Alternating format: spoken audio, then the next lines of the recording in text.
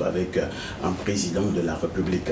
Elle, c'est Madame Catherine Samba-Panza, chef d'État de transition de la République centrafricaine. Est-ce que vous avez quand même quelques temps forts qui auront émaillé ce bilan au moment justement où vous vous apprêtez à partir?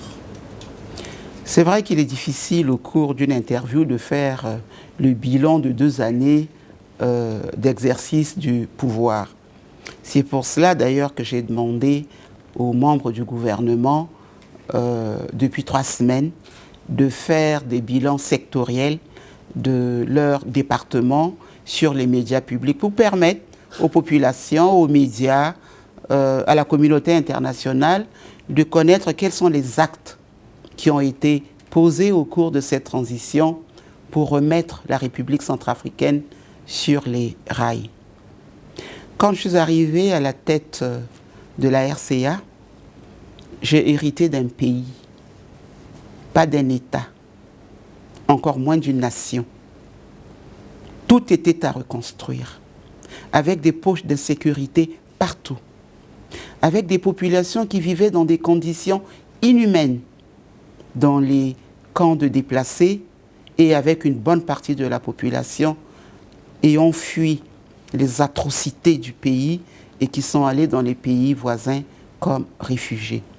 J'avais donc beaucoup de priorités et il fallait entamer plusieurs actions en même temps pour pouvoir répondre aux nombreuses attentes des populations.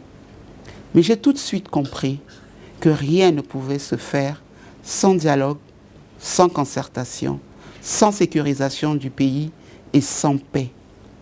Mais comme vous le savez, la République centrafricaine vit dans l'instabilité et les conflits depuis une 30aine d'années. Les conflits se sont installés dans la tête et dans l'esprit des Centrafricains. Il fallait donc mener un travail de longue haleine. Parce que le travail de pacification et de consolidation de la paix et de cohésion sociale est un processus qui est long. Je m'y suis attelée en me disant que c'était la priorité. Bien entendu, les aspects sécuritaires, les aspects humanitaires, les aspects de restauration de l'autorité de l'État. La gouvernance financière et économique également étaient des priorités. Et puis, la justice.